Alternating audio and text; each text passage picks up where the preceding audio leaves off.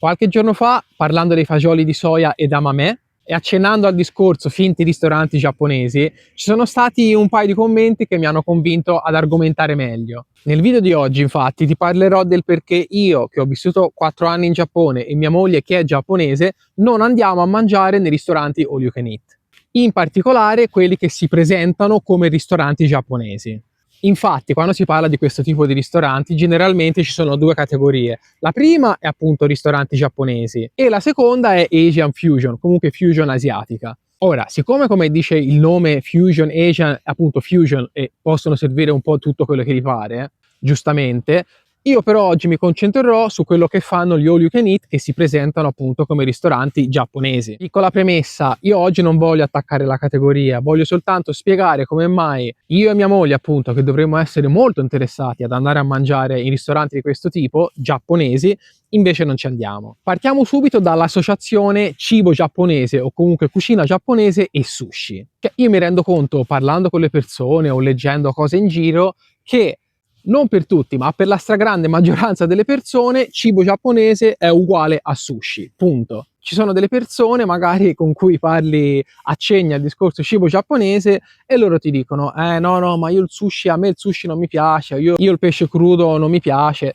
che va benissimo, ognuno mangia quel che gli pare, ma cioè nella testa di queste persone, cioè in Giappone, giapponesi o chi vive in Giappone mangia solo il sushi dalla mattina alla sera? Quindi già questo, quando si parla di cucina giapponese, non è soltanto sushi. Ci sono miliardi di altri piatti che non includono il sushi, o comunque il sushi che non deve essere per forza crudo, ti ricordo. Comunque, a parziale difesa di queste persone, posso anche dire che evidentemente questo tipo di pensiero comune deriva un po' dal tipo di ristoranti giapponesi che appunto nel corso degli anni sono stati aperti e hanno sempre parlato quasi esclusivamente di sushi. Poi dopo parliamo anche della qualità del sushi, ma comunque piatto principale giapponese è il sushi e poi altri piatti, diciamo magari contorni o cose simili, però non giapponesi. Cioè la gente va in questi posti e magari mangia un po' di sushi, poi mangia il riso alla cantonese, eccetera, eccetera, ma di giapponese praticamente non c'è niente. Quindi diciamo anche che un po' capisco queste persone che associano il cibo giapponese soltanto al sushi. Detto questo, parliamo della qualità del sushi.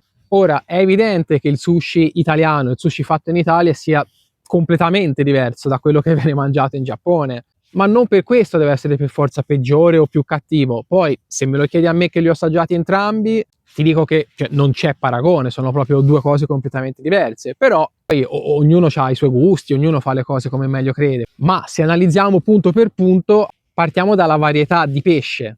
Cioè, in Giappone c'è una varietà incredibile, c'è una lista di pesci che non finisce mai, trovi comunque sempre qualcosa di un po' diverso, di nuovo. Qui mi pare, per quella che è la mia esperienza in questo tipo di ristoranti, che siano sempre un po' i soliti 4 o 5 noti e punto. Senza parlare poi della qualità, quindi varietà e qualità del pesce, secondo me non c'è proprio paragone. Però si sta parlando di due nazioni diverse, con disponibilità diverse e caratteristiche diverse, e va bene. Una cosa però di cui non si parla praticamente mai, o meglio io non ho mai letto né sentito niente, è la qualità del riso. Cioè, te lo dico, il riso nel sushi è praticamente metà del lavoro. Cioè, il 50% della qualità del sushi è il riso. Il riso all'origine, come è cotto, come poi è conservato a una certa temperatura, come è condito, come viene pressato, diciamo, quando viene fatta la pallina o il roll, insomma. Io la differenza più grande, io e Yui, cioè la sentiamo soprattutto con il riso, cioè sono due mondi diversi. Poi capisco anche che se uno magari non ha provato il riso laggiù in Giappone potrebbe non capire bene questi dettagli, però ti assicuro che la qualità del riso e come viene trattato incide al 50% sul risultato finale. E infatti, e qui vorrei parlare dell'impegno, della dedizione che mettono le persone che fanno quel pezzo di sushi, c'è una differenza abissale fra Giappone e Italia. Cioè, in Giappone magari partono giovani, stanno per 2 o 3 anni semplicemente a lavare il riso, a cuocere il riso, poi cominciano a levare un po' di scagliette dai pesci, poi dopo 3-4 anni gli mettono in mano i primi pesciolini e un coltello in mano. Ora, mi potresti anche dire che lì sono esagerati e va bene. Quello che voglio dirti è che però invece qui molto spesso a fare il sushi ci viene messo persone che possono anche essere magari dei cuochi, non lo so, o stanno cominciando o il suo lo sanno fare, ma non avranno mai la passione e la determinazione e la voglia di creare un prodotto eccezionale. Cioè in Giappone appunto ci sono degli chef che ci dedicano la vita anche per cercare di migliorare giorno dopo giorno. Qui certe volte vedi che ci sono delle persone o magari degli studenti, non lo so, che di fare il sushi migliore giorno dopo giorno forse gliene frega relativamente. Non tutti chiaramente, però in generale mi sa che è così. Siamo adesso al capitolo pesce fresco, pesce freschissimo.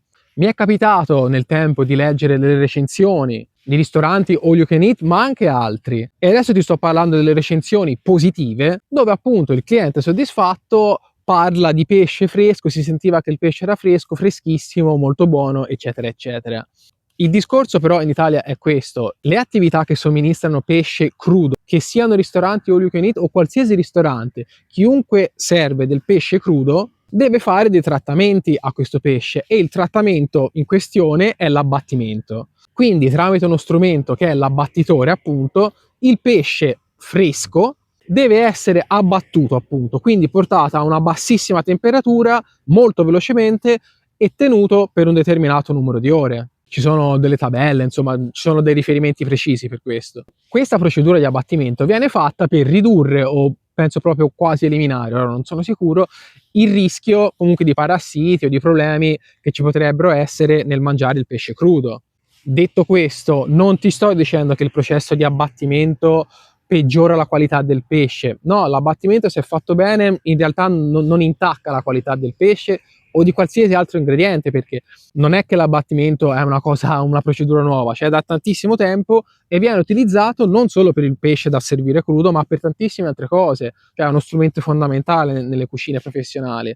Ti sto spiegando questa cosa dell'abbattimento perché, cioè, il pesce che viene mangiato, quando dici fresco, freschissimo, sì, però intanto è stato abbattuto, e il discorso principale è che magari non è pesce di zona. Ci sono dei pesci che qui ovviamente nemmeno ci sono, ma questo succede anche in Giappone. Quindi te, il pesce che mi stai scrivendo, fresco, freschissimo, si sentiva, magari è stato pescato dall'altra parte del mondo 3 mesi fa. Quindi poi la differenza la fa se è stato abbattuto subito dopo la pesca o magari ci sono delle tecniche anche per farlo direttamente a bordo delle navi, e poi tutto quello che è successo dopo, cioè la catena del freddo, del congelato. Ci sono tutta una serie di questioni, quindi ribadisco, non è che l'abbattimento, se fatto bene, peggiori la qualità del pesce, non è così, però bisogna capire quando si parla di pesce fresco o freschissimo, non vuol dire che l'hanno pescato ieri mattina qui all'Isola d'Elba, ora sono in Toscana o comunque vicino. Magari, ripeto, viene dall'altra parte del mondo e l'hanno pescato 2 mesi fa. E questo vale principalmente per i ristoranti all you can eat, ovviamente. Ci sono dei ristoranti di livello, con alcuni ci ho anche parlato personalmente, anche con la stella Michelin, che lo chef mi raccontava che c'è il numero dei pescatori, dei pescherecci, e lui la mattina chiama e sente cosa hanno pescato la notte. Quindi ecco, quello è pesce fresco, anche se poi magari viene abbattuto per questioni di sicurezza, deve essere servito crudo. Però ecco, il discorso pesce crudo, fresco, freschissimo, dipende un po' dalla situazione. Ecco, generalmente questi ristoranti all you can eat li comprano presso grandi fornitori, e generalmente, a quel che so io, poi correggimi se sbaglio, comunque è pesce che proviene dall'estero, da posti anche molto lontani.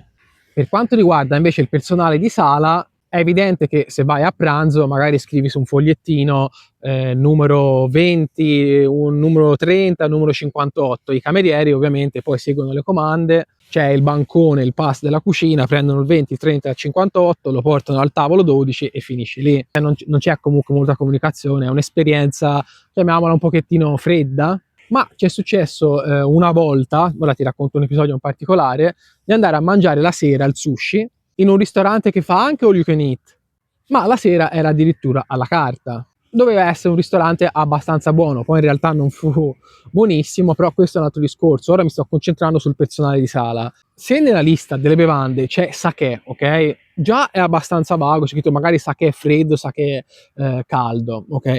Però magari trovi anche i nomi del sake, però vuoi sapere almeno che tipo è. Cioè, comunque sei in un ristorante dove ordini alla carta, quindi ti aspetti un minimo più di qualità sia dal cibo ma anche dal personale. Però se poi va a chiedere al cameriere o alla cameriera, scusi, guarda, io volevo ordinare un sake, però volevo sapere ma che tipo di sake è? Cioè, loro ti rispondono, è vino giapponese. Sì, ok, fino a lì ci sono, però siccome ci sono alcuni tipi, qui c'è scritto il nome, però non lo conosco, mi puoi dire che nome è? Allora va a chiedere a quello, a quell'altro, e alla fine nessuno ti sa dire che tipo è. E di sake non è che ci sono 1000 tipi, ci sono 2 categorie principali e poi all'interno delle sottocategorie. Quindi non è che si sta andando in dettagli difficilissimi, non sto chiedendo la percentuale di pulizia del riso, ma almeno sapere che tipo è. E invece magari non riesci a avere nemmeno queste informazioni di base. E ora ti ho fatto questo esempio specifico del sakè, ma in generale, così come le persone che sono in cucina, magari anche le persone che sono in sala, sono lì perché giustamente, cioè li capisco, hanno bisogno di lavorare e fanno quel lavoro lì e punto. Però poi dietro non c'è un interesse vero o il desiderio di capire alcune cose relative alla cucina giapponese o a quello che si sta servendo. E quindi, cioè, se devo andare lì e il cameriere non mi sa nemmeno dire un'informazione di base, ripeto, su questa o quell'altra cosa, cioè cosa ci vado a fare? Per me perde molto l'esperienza, perché se già il cibo è un po' così e anche il servizio in sala è appunto simile, per noi personalmente non ne vale più la pena, ecco. Ora, in circa 7 anni, da quando siamo tornati in Italia, 3-4 volte ci siamo andati comunque a mangiare a questi ristoranti all you can eat. E c'è una cosa molto buona che mi preme sottolineare, una cosa che quando andiamo ne mangiamo parecchi, e sono i ravioli, tipo dim sum, ravioli cinesi. Ora, siccome nelle cucine di questi ristoranti generalmente ci sono persone di nazionalità o origine cinese, e loro, i cinesi, a fare quel tipo di ravioli, dim sum, sono i numeri uno. Cioè per me sono, a parte i cuochi cinesi in generale sono bravissimi, ma in particolare a fare quelle cose per me sono maestri. E noi quando andiamo, quando è successo appunto quelle pochissime volte che siamo andati, magari 1 o 2 pezzi di sushi e poi si ordinano quelli e ci riempiamo con quelli all'all you can eat perché sono buonissimi. Quindi ecco, se devo andare a un all you can eat probabilmente mangerei tutte quelle cose lì. E infatti ecco, quelle rare volte che andiamo a mangiare fuori, solitamente andiamo anche ai ristoranti cinesi. Ristoranti giapponesi no, perché appunto te ne sto parlando ora, ma o al ristorante cinese o all'all you can eat, quella roba lì ne mangiamo tantissima, perché ci sono i cinesi che le sanno fare bene quelle cose lì. E quindi è un piacere, e invece che ordinare il numero 20, 30, 58 di sushi, si ordinano ravioli 1, 2, 3.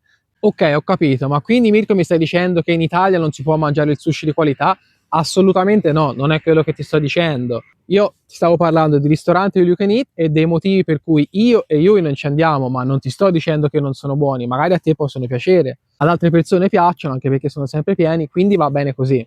Sicuramente ci saranno molti posti in cui si può mangiare cucina giapponese di alta qualità, ma generalmente sono posti molto costosi. Magari in qualche grande città, non lo so, Milano, Roma, non te lo so dire, comunque posti molto costosi in cui purtroppo io e Yui non ci possiamo permettere di andare.